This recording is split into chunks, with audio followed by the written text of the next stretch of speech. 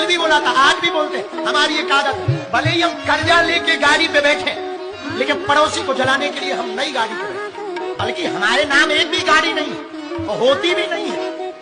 हम क्या करते हैं, हमारे चेले आते हैं, वो गाड़ी खरीदते हैं, गुरुजी गाड़ी पे हाथ धर दो। हम कहते थे हाथ क्या धरना, पूरा शरीर ही 6 महीना धरवा लो।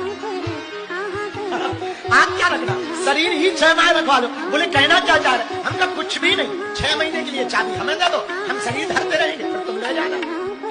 गांव में जलने वालों के दिमाग खराब के बाबा फिर नई गाड़ी ले आए।